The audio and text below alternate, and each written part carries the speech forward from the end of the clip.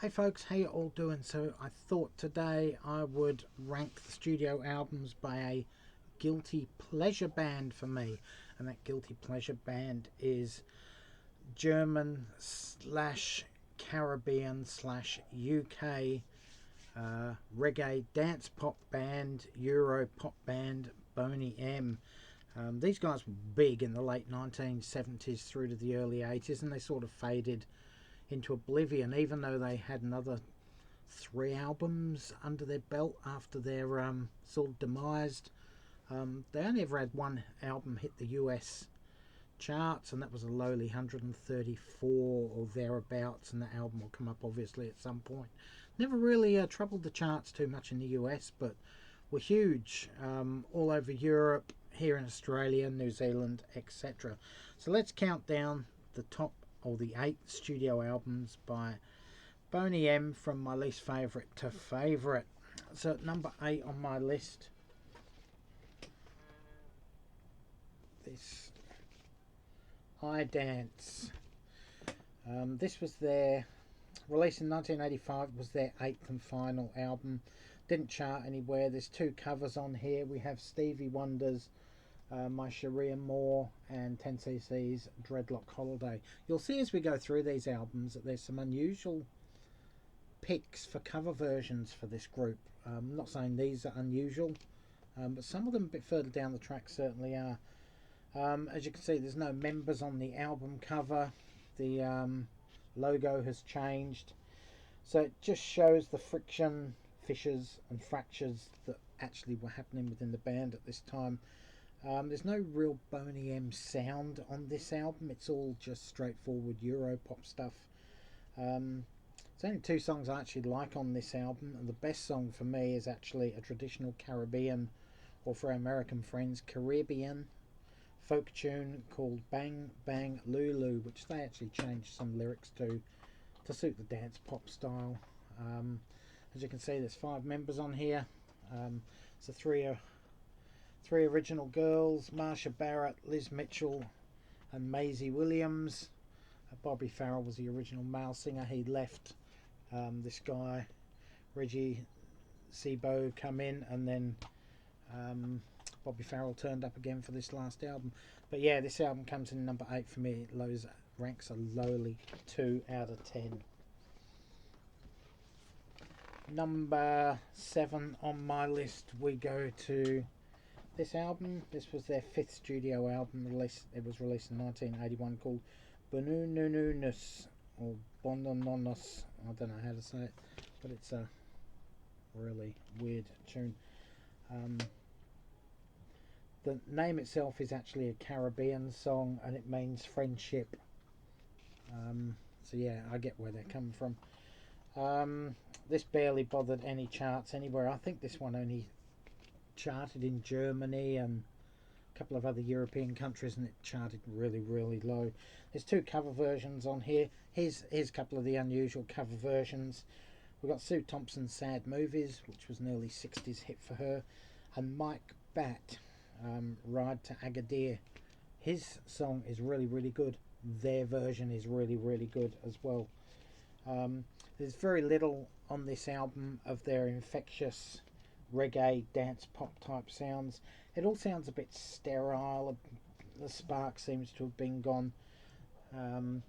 It's actually the last album until the final album, when the enigmatic, charismatic Bobby Farrell come back to the band. This was the last album with him on it. Even though he never sang officially on their albums, he really mimed. He was the focal point live, with his great dance moves, etc. Yeah, there's really not much on this album for me. Yeah, can't really say much about this album at all. Comes in at 4 out of 5. 4 out of 10, sorry. At number 6 on my list, we're going to go to their 2nd studio album. This was released in 1977. It's called Love for Sale. So half the world, mainly European countries and the UK and Australia, got this as the album cover. the North American countries, i.e. US and Canada, got this cover. Personally, out of the two covers, I prefer this one. I think it's more in line with the disco dance pop type image. I'm not really yeah, it's sort of, you could look at this both ways. You could look at it sort of as a bondage cover, you could look at it as a slavery cover. Yeah, I'm not woke or anything or a snowflake. I've just never liked this album cover. I prefer that album cover. Anyway, regardless of that, charted in most countries, top 10, top 20, apart from the US, obviously. There's 3 cover versions on here. As I said, some unusual cover versions on their albums. We've got Cole Porter's Love for Sale, Creedence Clearwater Revival's Have You Ever Seen the Rain, and the Yardbirds, believe it or not, with their song Still I'm Sad, all done in a disco dance pop style. But they seem to work. I don't know how they do it. They get all these songs you just wouldn't expect them to do, and it just seems to work. It's a fairly good dance slash disco slash reggae pop album.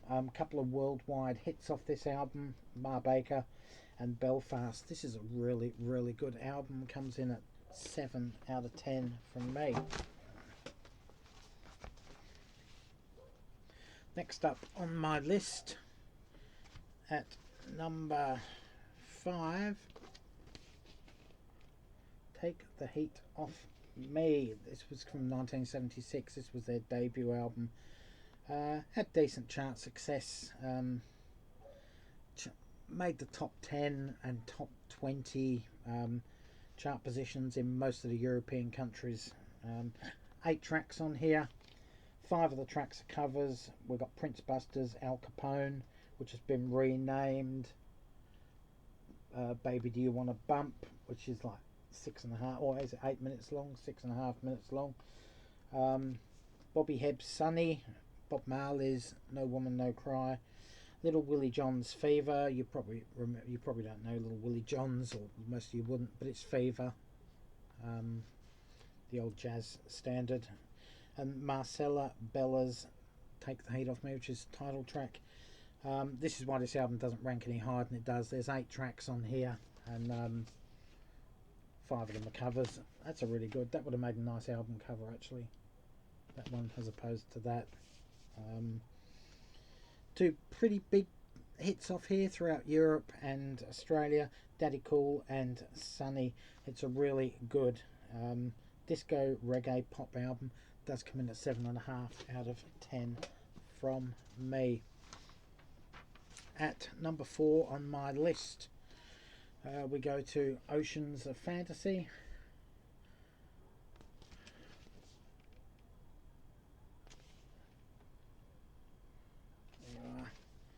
Oceans of Fantasy. This was their 3rd studio album. This was released in 1978. It's pretty well a top. 1979. It was their 4th album. What am I thinking? Yeah, it was their 4th album, 1979. I think I said that, didn't I? I can't remember. Top 10 hit in most countries. Those countries where it wasn't a top 10 hit, it hit the top 20. 2 cover versions on here. Again, another couple of songs you probably wouldn't expect these guys to do. Got Sam and Dave's Hold On I'm Coming, and the Beatles' Two of Us, believe it or not. Yeah, works out really well. There's another song on here, El Lute. That sounds and feels like just a rip-off rewrite of ABBA's Fernando, but that's not detracting from it. I think El Lute is absolutely brilliant. Excellent reggae dance pop album, with all the summery sounding vibes that you would expect from a decent pop album. What were the big hits of this one? Ribbons of Blue, I don't know if that was a hit or not. Gotta Go Home, El Lute, and Calendar Song were all singles off here. I don't remember them charting overly high, actually. But either way, great album. 8 out of 10 from me. At number 3 on my list, we go to 1978 and their 3rd studio album, Night Flight to Venus. There you are. There's the back cover.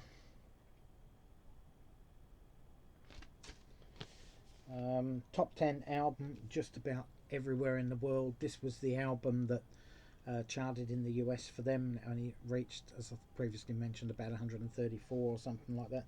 Two cover versions on here, and again, two songs you would not expect a German reggae slash disco dance pop band to release. And it's covers of Roger Miller's King of the Road, the old country classic, and Neil Young's Heart of Gold. Both songs work fine. They're not great, they're probably the weakest on here, but they do work fine as far as their reinterpretation of them in the sort of dance pop type arena. The rest of the album is original songs. They're all well crafted, they're all radio friendly, they're all foot tappers, and they contain beautiful harmonies that you would expect from the three girls in the band, and it's their signature sound all over this album. Two worldwide hits on here. We had Rasputin, and also the double A-sided hit Rivers of Babylon and Brown Girl in the Ring. Both incredible songs. This one comes in at 8.5 out of 10 from me. At number 2 on my list, this one is their 7th studio album. It was released in 1984 and it's called 10,000 Light Years. There you go. You probably haven't heard of this album. Most people haven't. It only ever charted in Germany, and it wasn't even a top 20 hit in Germany from memory. I could be wrong, but I think I'm right. Anyway, the first half of the album, which is the first side and maybe the first track on side 2, actually feels like a concept album, as it tells a story of humanity leaving Earth in the year 2000. That's the title the first song, Exodus, Noah's Ark, 2001. I mean, when you go back to 1984, 2001 was a 10,000 light years away, I guess. You know, you had 2001 Space Odyssey, etc. So it's a story of humanity leaving Earth after an unnamed catastrophe to search for a new life to inhabit, or a new planet to inhabit. The songs on this side, on side 1 or the first half, are more guitar driven than you would expect from a Boney M album, and it just sounds totally different from all their other albums in a classy way. Whenever I hear this album, I seem to think, or this side, I seem to think of it's a pop version of ELO's Time crossed with Styx's Kilroy Was Here. Which again, that wasn't a big hit anywhere neither, but that's sort of the vibe I get from this album. It's very futuristic, etc. from the first half. The second half of the album has a more pop sound, Europop if you will, for want of a better phrase. There's one cover on this album, Tommy Rose, Dizzy. Can't remember how long that song is. It feels like it's about 5 minutes long. Their dance disco version of Tommy Rose, Dizzy. It's really, really good in my opinion. One of the best songs on the album. There's also a re-recording on here of a song called Jimmy, which was on their 5th album? 5th or 6th album? I can't remember. I think it was their 5th album. Didn't like the one on when they originally recorded it. I prefer the one on this album for sure. This is an excellent album. It's really unlucky not to get to number 1 on my list, but it will never get to number 1 on my list, as you will see shortly. This one comes in at an excellent 9 out of 10. So number 1 on my list, that last album was released in 1981. This was their second album that was released in 1981. Becomes their 6th studio album, Christmas album. Wasn't a big hit when it was released, surprisingly, but over the years they've added songs, more Christmas songs, more Yuletide songs, spiritual songs, etc., and released double CDs and single CDs, all with Christmas in mind. They all sell very well over Europe, UK, and Australia and New Zealand, but it didn't sell well at the time.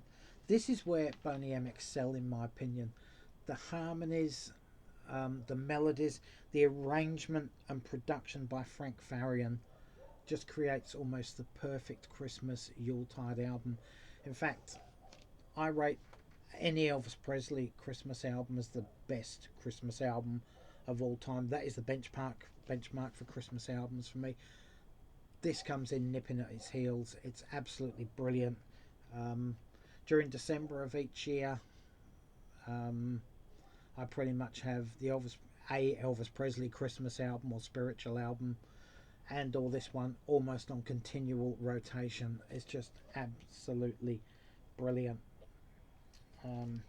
Obviously there's standards on here. You got your Little Drummer Boy, you got your White Christmas, Feliz Navidad, Jingle Bells,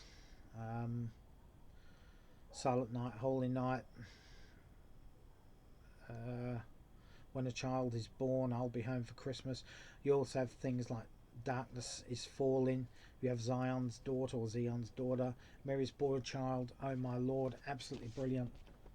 Every song on this is an absolute cracker, and this one comes in at 9.8 out of 10. Very rare do I give an album 10 out of 10, but this is about as close as you get, in my opinion. So anyway, guys, that's my ranking of the 8 studio albums by German / Caribbean UK reggae dance pop band or singing group, Boney M. So there you go. I hope I've inspired you to maybe listen to a couple of these albums, even stream them, especially 10,000 Light Years. You might be surprised with that one. Anyway, let me know in the comment section below what you think of Boney M. And yeah, I look forward to reading your comments, and I hope you enjoyed this video. Till next time, guys, stay safe, take care. All for now, catch you around, and bye, folks.